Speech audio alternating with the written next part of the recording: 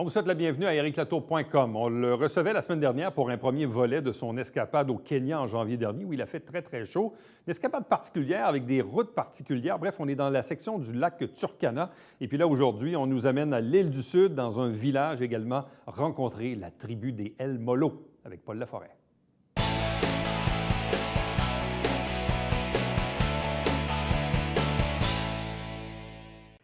On le recevait la semaine dernière pour un premier volet de cette escapade au mois de janvier dernier au Kenya, dans la région du lac Turkana. Aujourd'hui, on poursuit l'aventure avec Paul Laforêt, photographe et globetrotter. Bonsoir, bienvenue.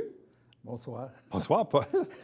Là, tu veux nous amener cette fois dans la région, attends une seconde, là, de l'île du Sud et les villages de Loy, Yan, Galani et El Molo. Donc, ça sera un peu la thématique de l'émission d'aujourd'hui. T'es pas mal bon, je trouve. Est-ce que tu peux me répéter le nom du village? Loy Yan Galani. C'est très bien dit, Paul. Je l'ai écrit peut-être 25 fois. Je l'ai prononcé souvent. C'est curieux. El Molo, c'est tellement facile à dire. Tout à fait, oui. Mais dis-moi, parce qu'on est toujours au Kenya, on est toujours dans la région du lac Turkana? Toujours. D'ailleurs, je fais le sud. La prochaine émission, on s'en va au nord. On va prendre la route.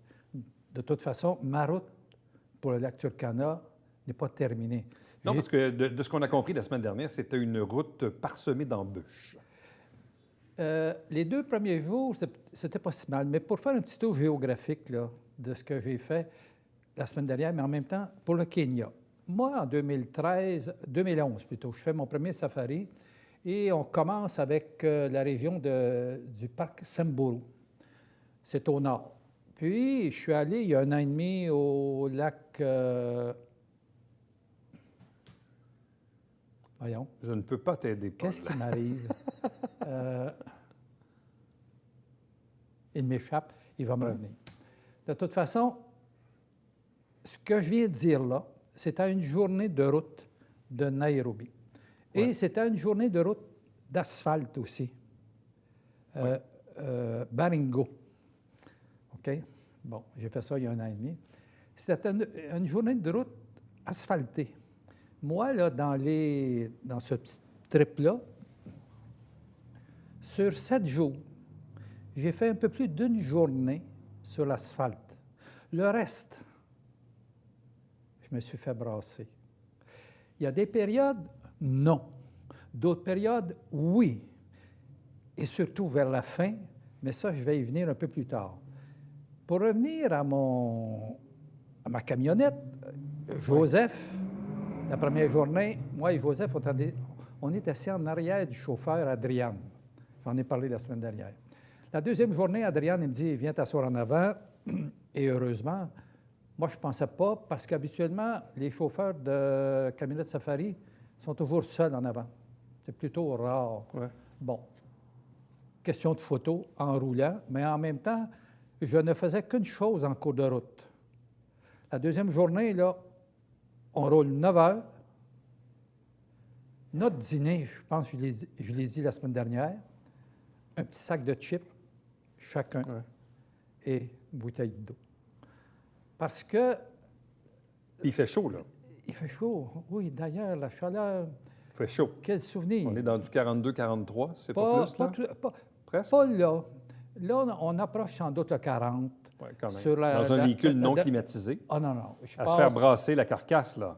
Parce que c'est pas un chemin tranquille, là. De toute façon, je le répète, 8 jours sans air climatisé, sans ventilateur, rien de ça. Et nous sommes en été là-bas. Ouais.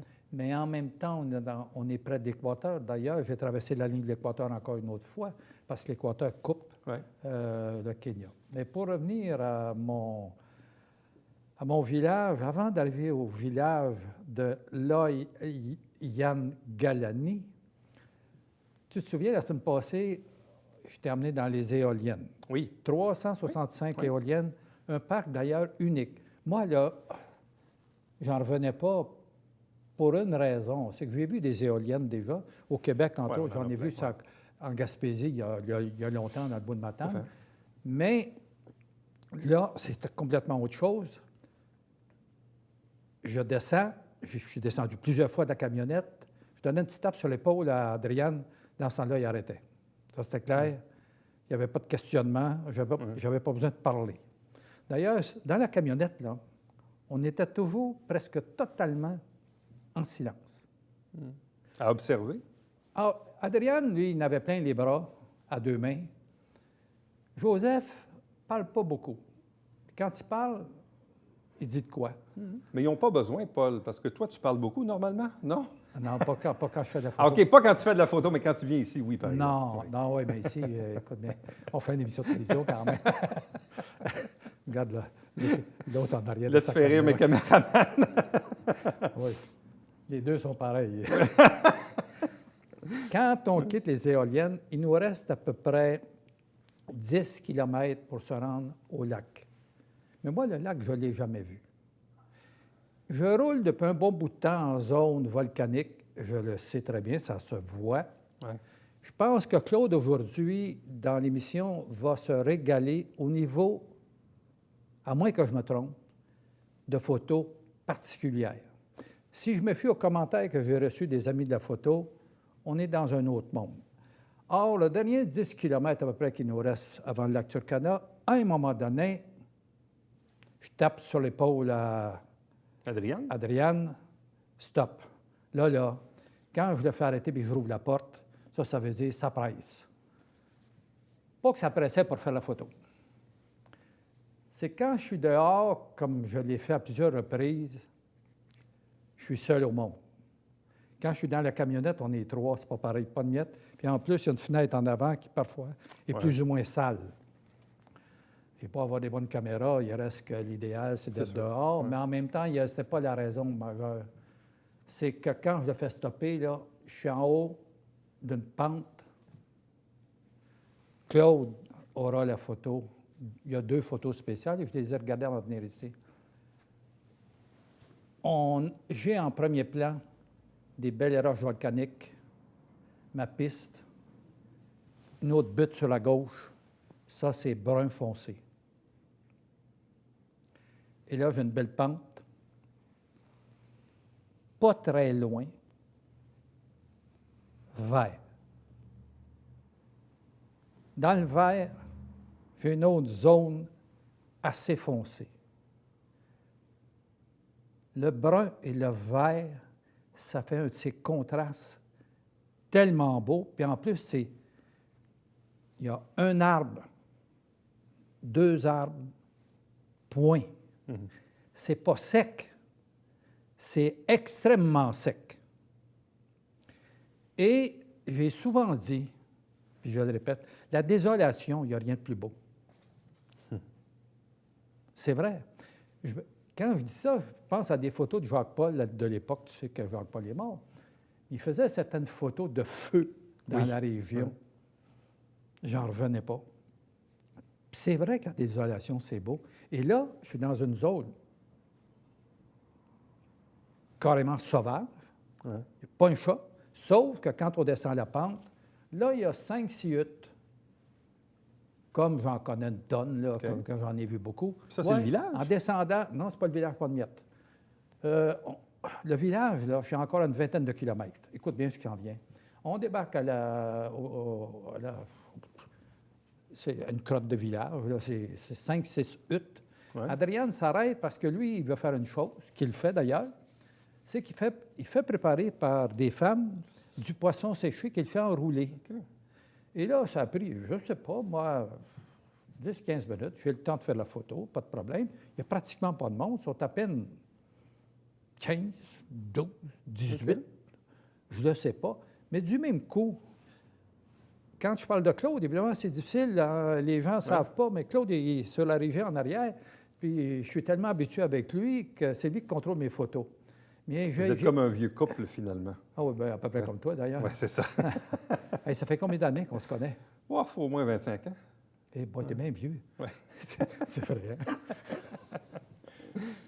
Il faut faire attention. Est-ce que le poisson était bon dans les petits? J'ai aucune idée. Ah, tu n'y as pas goûté? Non. Le poisson, il est séché. Il le fait enrouler et les femmes l'attachent avec des cordes. OK. Lui, il ramasse, je ne sais pas. Il fait quoi avec ça? C'est pour manger ou... Il n'y a pas de ça, il est sec, il est séché.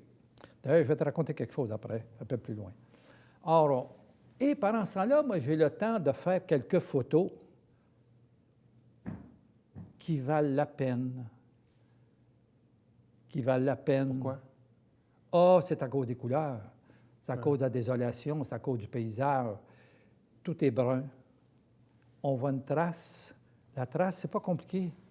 C'est la piste qui s'en va à travers le paysage. C'est juste beau. B-E-A-U, beau. Il y a des choses comme ça dans la prochaine émission. D'ailleurs, il y a un endroit, j'en reviendrai, t'es bouche bée. T'as la ferme, tu regardes, silence. Pas compliqué, ça. Alors, on continue. Adrienne a son poisson, on rembarque dans la camionnette avec Joseph, on repart. Et là, il nous reste... Joseph m'avait dit, notre hôtel, c'est pas un hôtel, mais en tout cas... Dans le village.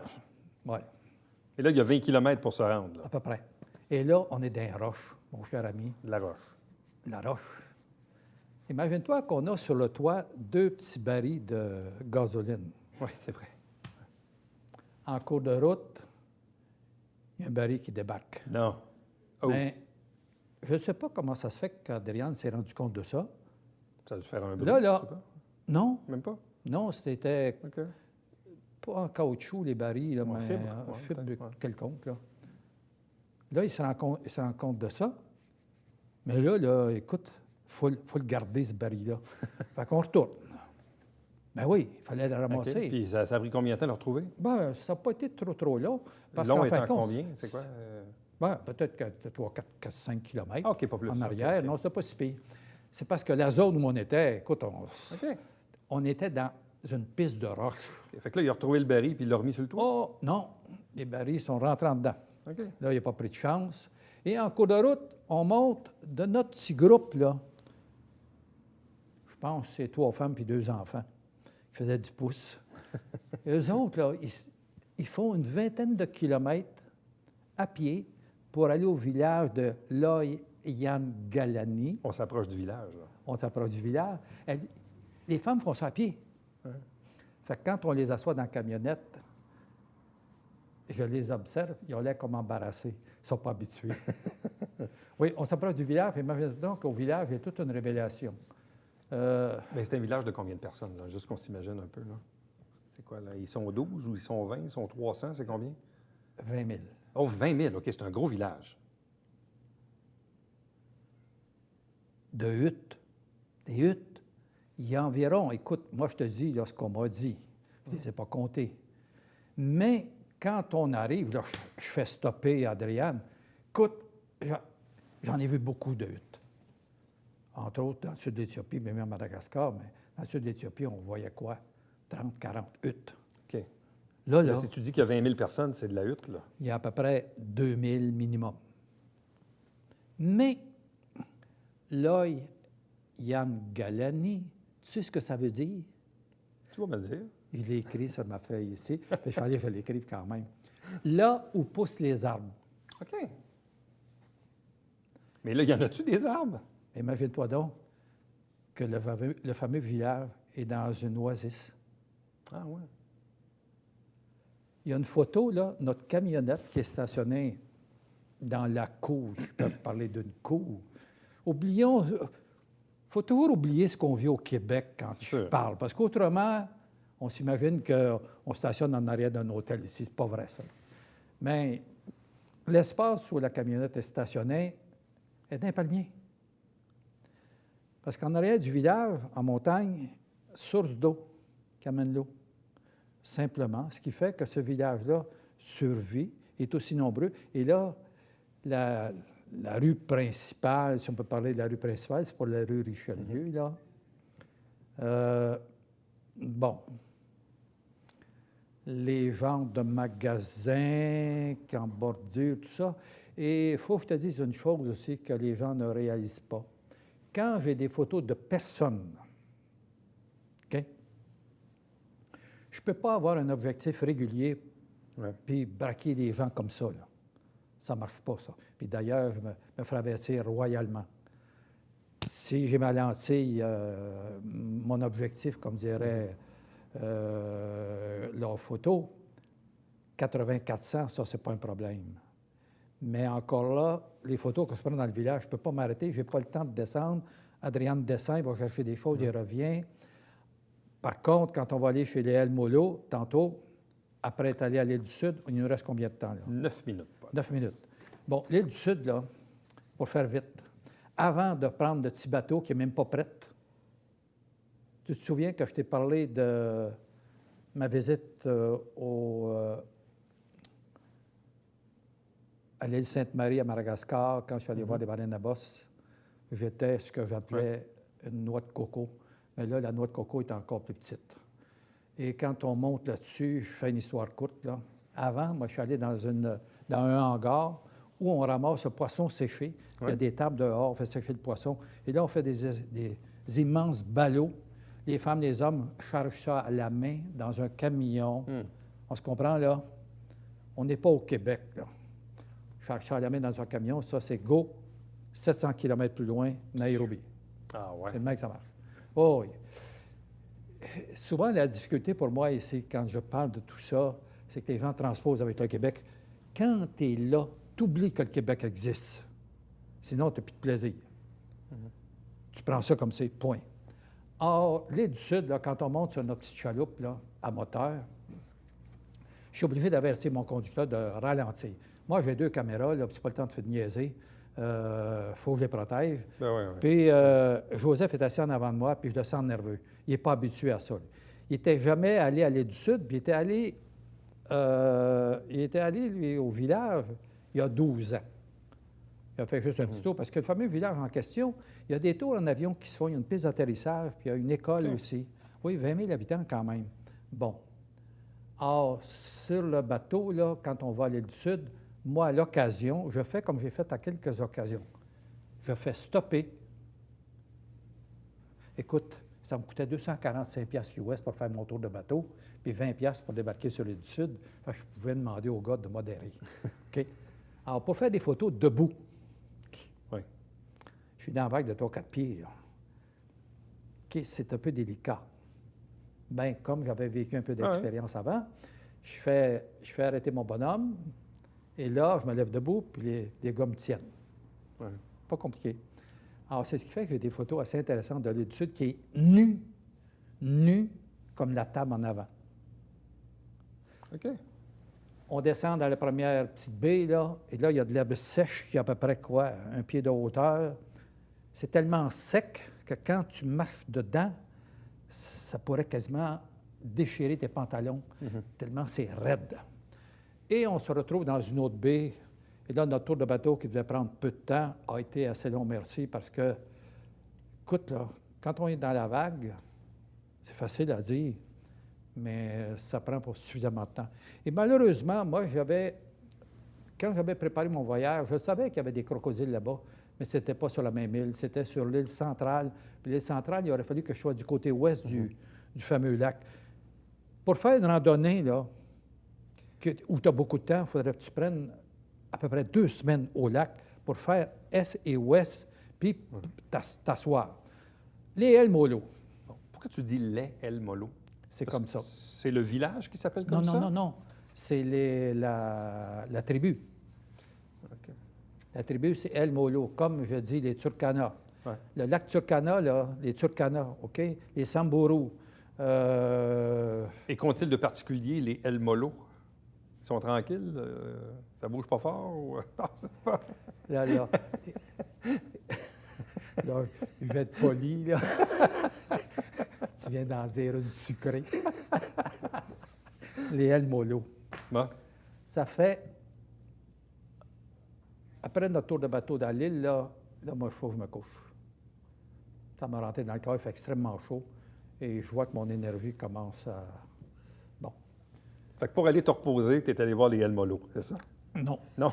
On fait une sieste, puis on passe sur la fin de la journée. D'ailleurs, j'ai des photos qui approchent 6 heures. Là-bas, 6h30, le soleil est couché. Hein? Ouais. Bon. J'ai des photos qui datent de 6h moins 25. Là. Alors, on part vers 4h15, 4h30, encore sur la piste, évidemment. 2 villages Edmolo, de chaque côté d'une baie. Ça fait 2000 ans que ce monde-là vit dans le coin. On se comprend, là? Par contre, je trouve un petit peu... j'ai toujours l'impression que le temps passe vite. Et je suis pris pour me dépêcher, j'aime moins ça. Mais pour faire une histoire la plus courte, j'ai un accompagnateur de voyage qui m'a écrit, Abel Rodrigue, dernièrement. Lui, c'est un spécialiste d'Afrique, entre autres. Et il me disait que les fameuses huttes des El Molo, qui sont 800 habitants dans 80 huttes, OK? Les huttes sont faites en feuilles de palmier, tressées. Et toute, règle générale, les huttes, là, c'est tout croche, c'est la tôle, Ils sont plus artistiques, quoi? C'est plus... Pas artistique, c'est quasiment des œuvres d'art. C'est tellement beau à regarder. Puis là, je vais demander à Claude de faire des gros plans là-dedans parce que ça m'a vraiment surpris. Et mon personnage qui m'accompagne, un noir, d'ailleurs, on voit ses dents sur la photo avec moi. Il y a une 50aine d'années. Moi, j'en ai 79. Mais on ne vit pas de la même façon, etc. Il était le seul à parler le swahili dans le groupe. Comme mon guide, qui s'appelle Joseph, parle le swahili, l'anglais et le français. Soit dit en passant, Joseph a été prof, je ne sais pas si je l'ai dit déjà, de français. Puis là, il fait ça, il veut guider, il a du plaisir. Bien, c'est comme moi en voyage, quoi.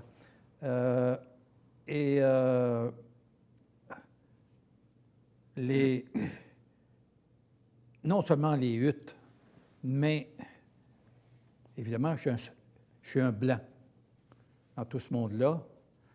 Forcément, les enfants, par exemple, j'en ai dans la caméra, j'en ai plusieurs d'ailleurs que j'ai fait. On est isolé de mon autre village d'à peu près, je ne sais pas, 10-15 kilomètres, en dehors du monde. À un point tel qu'eux, ils se sont mêlés avec les populations Samburu et autres, et le gouvernement a donné des subventions, ça a l'air drôle à dire, là, pour protéger les El Molo, pour qu'ils reviennent à l'état le plus pur possible comme individu. 2000 ans. À vivre sur le bord du lac, pas isolé, extrêmement isolé, là. Là, on est... De toute façon, dans ma vie, je suis allé en Antarctique, je ne me sentais pas isolé comme ça. Puis là, je vais l'être plus tantôt aux prochaine émission, où là, on tombe dans quelque chose de hors norme. C'est-à-dire? C'est-à-dire que, premièrement, on va faire la route. On s'en va au... Qu'est-ce qui m'arrive à l'occasion? On s'en va au fameux parc... Non, là tu m'as surpris avec les El Molo, là. Mon parc du Nord, de toute façon. On va s'en aller vers une destination à laquelle je tenais énormément.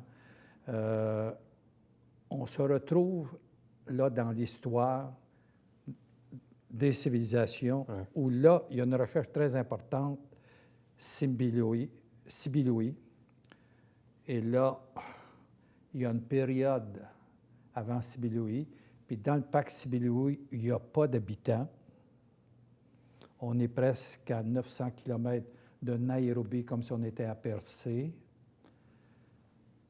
On va faire 4 visites. Je vais aller au musée, etc. Et on va s'amuser de façon différente la semaine prochaine. Ça va être autre chose. J'ai d'autres paysages aussi très particuliers. Entre autres, un moment de silence. Parce que là, toi qui es l'homme de télévision, qui est habitué aux entrevues, puis au bruit, tout ça, tu travailles à la radio. Bon. Là, il y a un mot très fort dans ce voyage-là, surtout vers le nord. Tranquillité, silence. Silence, tranquillité. Le silence et la tranquillité, j'ai remarqué durant le voyage qu'ils sont parents ensemble, ils ne parlent jamais. Et bien, sur ces mots que sont les silences et les tranquillités, se termine cette entrevue, Paul. Et on se fixe rendez-vous à la prochaine C'est un plaisir. pour la poursuite de cette escapade au Kenya. Oh, oui. Moi, j'ai bien hâte de savoir si finalement le 4x4 a tenu la route jusqu'à la fin. Là. C'est ce qu'on verra. C'est ce qu'on verra. C'est bien dit. Merci, Paul. Reste avec nous. Au retour, le Babillard quotidien.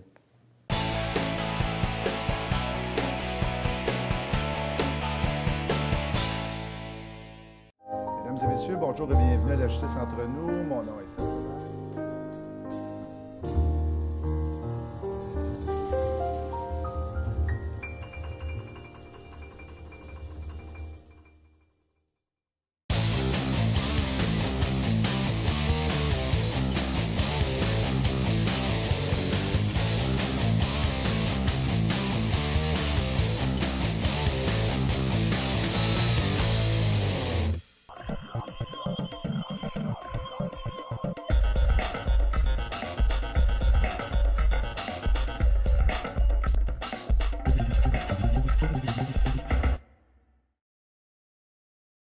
Mesdames et messieurs, bon matin et bienvenue à votre télébingo sur les ondes de télévision du Haut-Richelieu. Vous aimeriez jouer au bingo dans le confort de votre foyer? C'est possible. Tous les dimanches matins, 9h30, à la télévision du Haut-Richelieu, maintenant en haute définition au 609. C'est 4 000 en prix à chaque semaine. Pour vous procurer les livrets du télébingo, c'est facile. Consultez la liste de nos 30 dépositaires au www.tvhr9.com.